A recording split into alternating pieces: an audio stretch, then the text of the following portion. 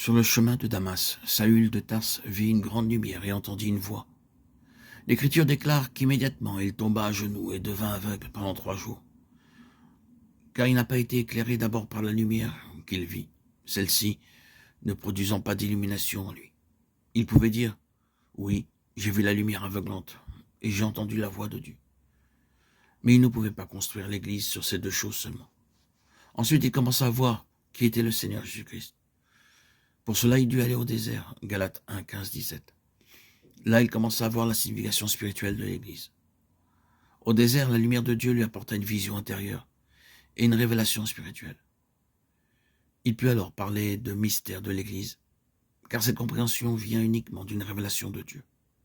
Ne pensez pas que le fait de connaître le contenu de la Bible et d'avoir de nombreux dons intellectuels nous donne la capacité de comprendre par nous-mêmes ce mystère.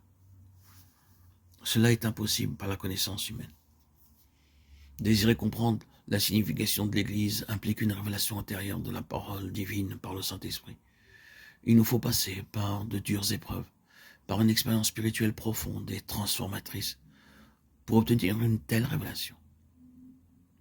Mais un jour, vous réaliserez que Dieu vous disait « Il y a quelque chose de merveilleux devant toi. Christ construit son Église et tu peux avoir une part dans la construction de cette Église. » Vous direz alors comme Paul, oubliant les choses qui sont derrière et tendant vers celles qui sont devant, je cours droit au but, pour le prix de l'appel céleste de Dieu dans le Christ Jésus. Philippiens 3, 13, 14. Nous trouvons également la même vérité révélée plus parfaitement dans le livre de l'Apocalypse. Là, nous voyons la maison de Dieu, le tabernacle céleste, la cité sainte de Dieu descendre des cieux.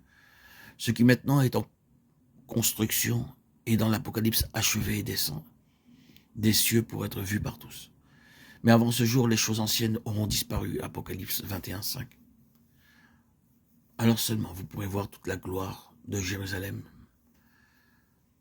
de la Jérusalem céleste, le sanctuaire de Dieu, la maison de Dieu.